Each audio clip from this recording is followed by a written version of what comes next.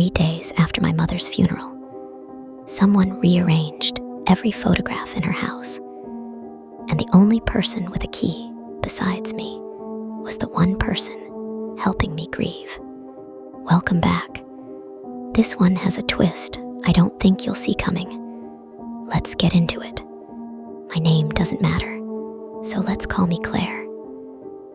My mother died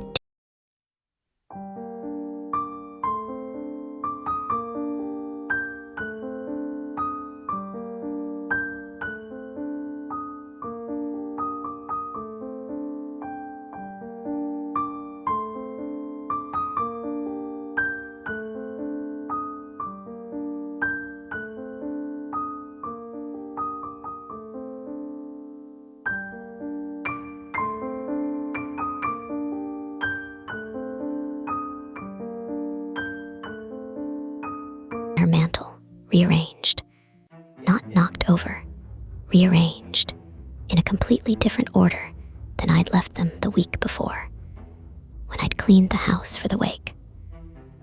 Only 2 people had keys, me and my best friend of 15 years, Megan, who I'd given a key years earlier for emergencies, and who had, since my mother's death, been at my side almost constantly, handling calls, sitting with me at the lawyer's office, bringing food, staying overnight some weeks so I wouldn't be alone.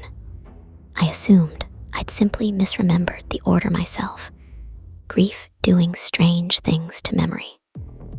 I let it go. A week later, I found a drawer in my mother's study, one I distinctly remembered being locked, standing open, papers inside slightly disturbed. Nothing missing that I could tell, just disturbed, like someone had gone through it looking for something specific and put it back imperfectly. That same week, Jason resurfaced, calling me out of nowhere for the first time in 3 years, asking almost immediately about the will, about what our mother had left, about whether I'd found anything unusual in her paperwork. His timing, right as strange things started happening in the house, made him suspect number 1 in my mind almost instantly. He had motive, given the old money dispute, and a plausible reason to want access to her private papers before the estate was formally settled. I mentioned my suspicions to Megan, who agreed immediately that Jason showing up now, of all times, seemed deeply suspicious, and who offered, generously, to help me change the locks that same week, just to be safe. Before we could, a third incident happened. My mother's lawyer called, unusually rattled, saying an anonymous fax had come into his office, requesting an expedited copy of the full will and asset list, using details specific enough to my mother's case that whoever sent it clearly had inside knowledge of the estate. The lawyer couldn't trace the sending number beyond a public library 2 towns over. At this point, I had 2 working theories. Jason, driven by old resentment and immediate financial need, or a colder possibility I didn't want to consider, a distant relative of my mother's, a second cousin named Robert, who I barely knew, who had unexpectedly attended the funeral after having no contact with our family in years, and who I'd noticed lingering near my mother's study during the wake itself, on the very day, in hindsight, that photographs might have first been disturbed.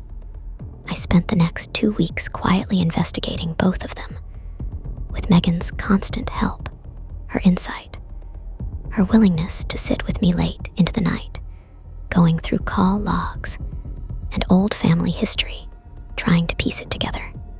She was, in every visible way, the one stable, trustworthy presence in an increasingly unsettling situation.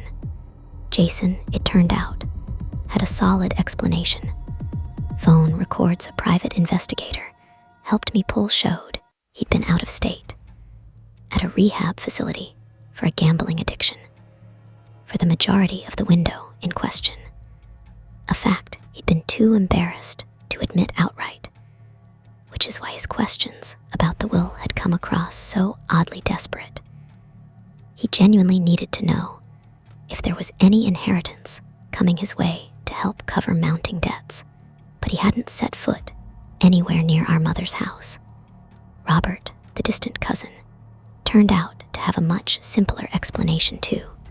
He'd lingered near the study at the wake because, as an old family friend eventually confirmed, he'd once been close to my mother decades earlier, before a falling out of his own, and had simply been looking, quietly and a little sadly, at an old photograph of the two of them from that time, one that happened to sit on a shelf in that room.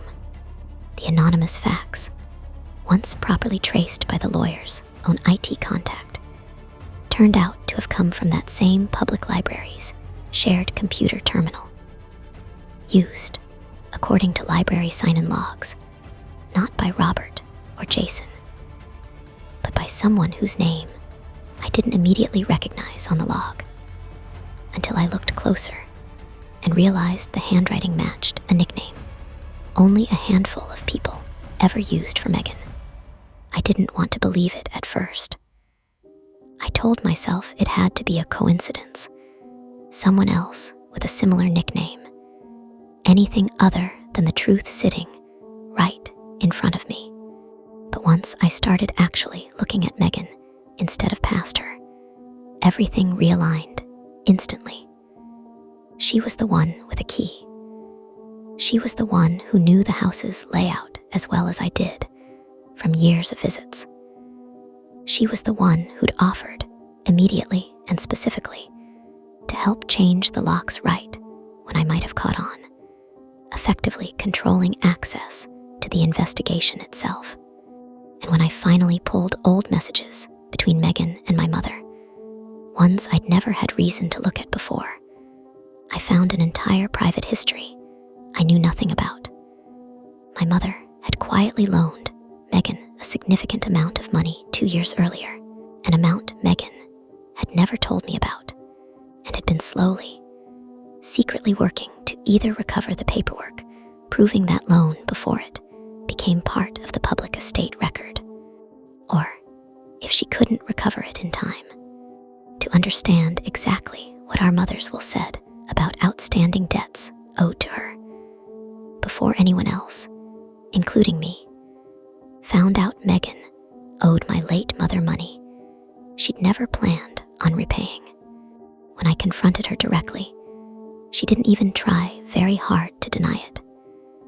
She admitted to the drawer, the photographs, disturbed while quietly searching for the original loan agreement. She admitted to the fax, sent from a library specifically to avoid it being traced back to her own home computer. She admitted, finally, to the loan itself, and to spending months positioning herself as my closest support, specifically, so she'd have unrestricted access to the house and the estate paperwork, while everyone's attention, including mine, stayed fixed on my brother and a distant cousin who'd done nothing wrong at all.